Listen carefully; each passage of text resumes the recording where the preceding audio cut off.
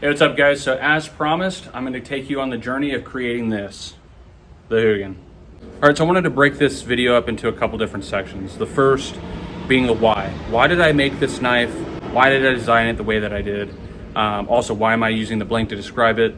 The other one that I showed previously was an order and had to ship. So this is what we got. This is what we're going to be starting with to make the knife. So first off, the why.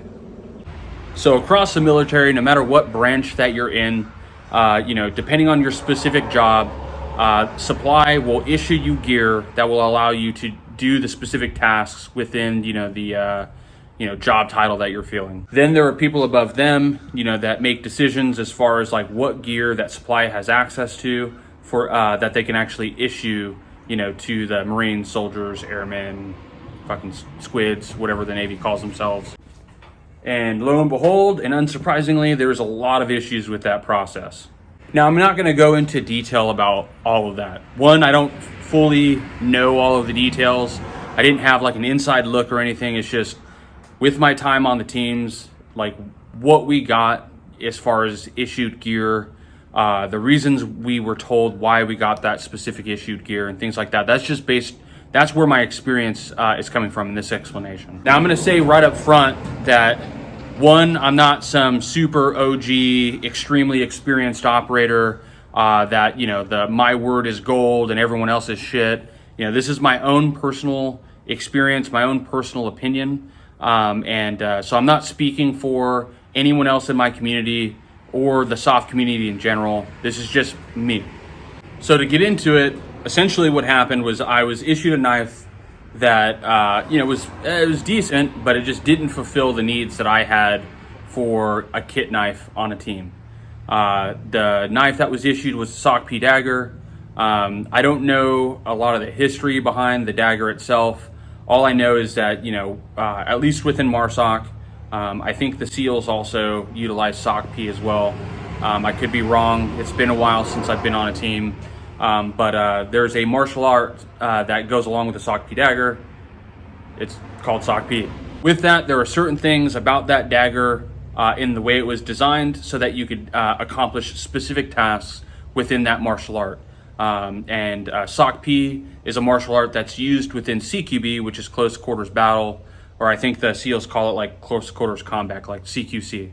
All right, one of the possibilities that can take place during CQB is you're coming through the threshold of the room, digging your corner, and then all of a sudden there's someone there, right? And maybe you weren't able to plug him or whatever, and he's able to grab your rifle. Now he's got control of your rifle.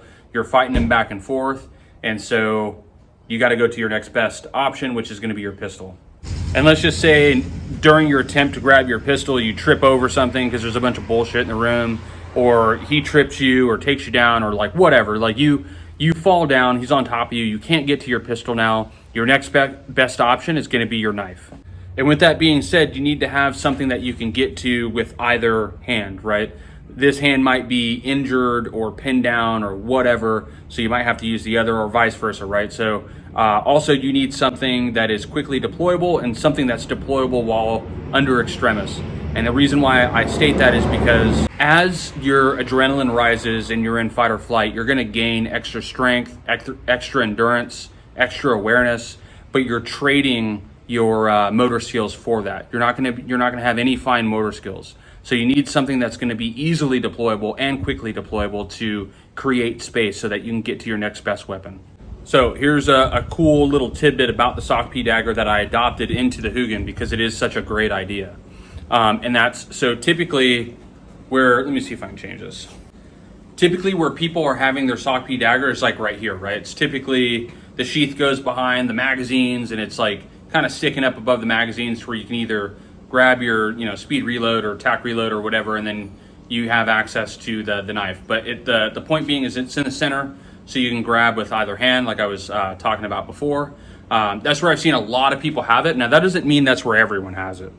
It's really shooter's preference. I've seen guys with their knife behind their pistol or, on their belt somewhere on either side, whatever. It's where they can only get it with one hand, which is fine because, those guys will typically have another knife on the other side or whatever. The whole point being, though, is in this specific scenario, it's in the center.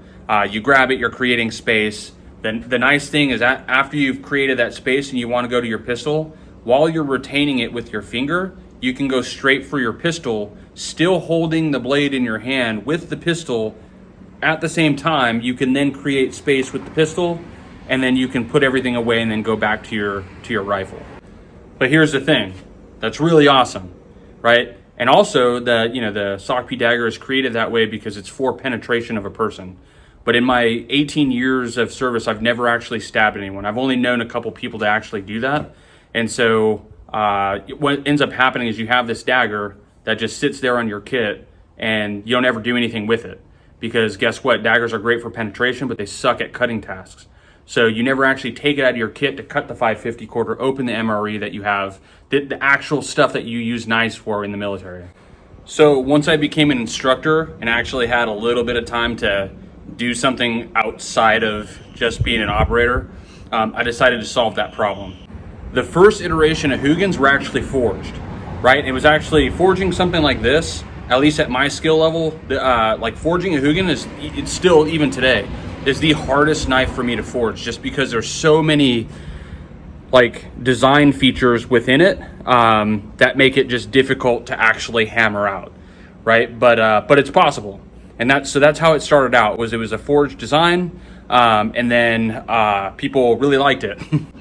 So although as an instructor I had a lot more time than when I was on a team, I still didn't have very much time.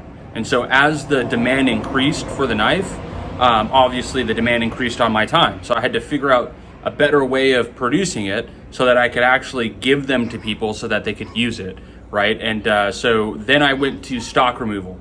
I started stock removaling them from flat stock, and then finishing them out that way. But that started taking too much time because the demand started to rise even more. So then I paired with New Jersey Steel Baron, who I'm currently paired with right now to produce these, and they water jet these for me. So they come to me like this. That allowed me to produce them with the same amount of quality as I had before, but faster and for a more affordable price, right? And because here's the thing, there's a huge misconception when it comes to forging and stock removal. There are a lot of bladesmiths out there that forge their work that look down on people that don't forge. And I think that's fucking bullshit. At the end of the day, what you're doing is producing a product for someone that's going to use it for a specific task, right? And if you're able to produce that through stock removal at the same amount of quality as someone who forges it, it doesn't matter how you got to the end state as long as you get there. Use a CNC machine for the entire thing. Who gives a shit? As long as it's a good knife and it serves its purpose, that's what truly matters. Really forging, the benefits of forging, really, it doesn't make it stronger. There's no real benefit outside of you can turn a piece of scrap steel that you wouldn't have been able to turn into a knife through stock removal. You can turn that into a knife because you can stretch and shape the steel. Also, if you're looking for a specific type of texture, then you can use forging to do that as well. Whereas with stock removal, it makes it a little more difficult, right? So just get it out of your head right now. If it's in there, that forging is better. It's not, it's just different. But anyways, now that I'm no longer ranting about that, because as you can tell, I got a little passionate about that. It kind of pisses me off when I see, some knife makers kind of talk down about other knife makers that don't forge. I don't agree with that. But anyways, I digress. When it comes to designing knives, right, you got to have a specific task in mind.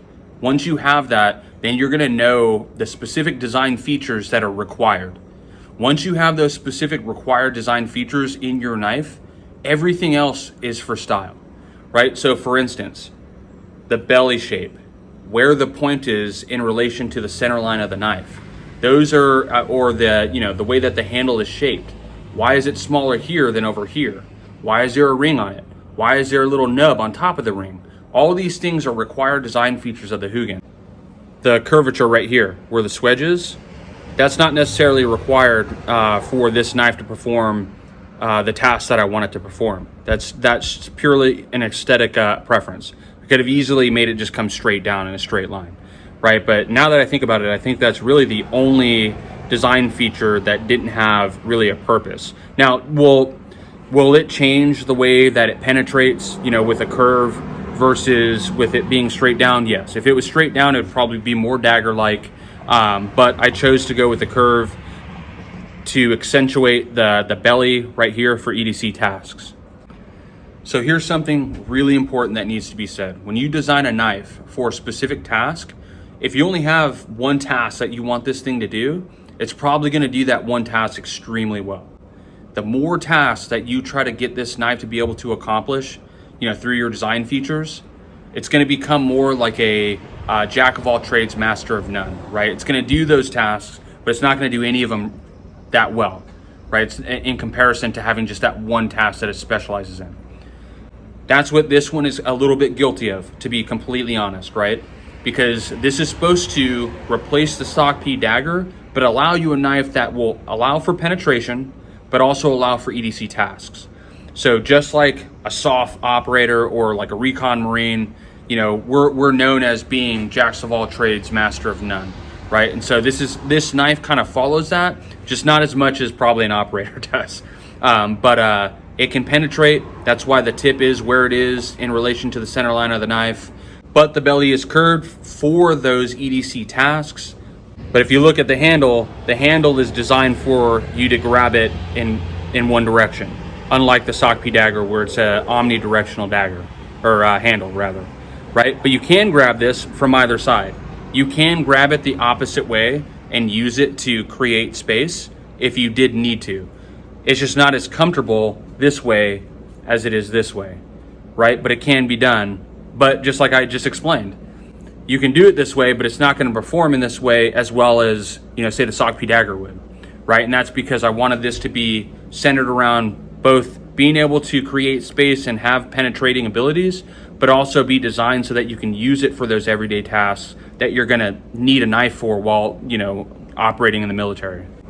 So you always are going to have to give a little to get a little, right? So this is not only for military use as far as a kit knife, but it's also, for, those that are in law enforcement, even, your average civilian that wants to, carry, an EDC in their pocket. Because a lot of the times when I make these knives for civilians and I make a sheath for it, it's a pocket sheath to where only a piece of this is sticking out of your front pocket so that you can just pull it straight out of your pocket and put it to work if you need to. So that's basically it on the why. I know that's a super long video on the why. I tend to be pretty wordy and over explain things, but let's go ahead and let's get to actually making this thing.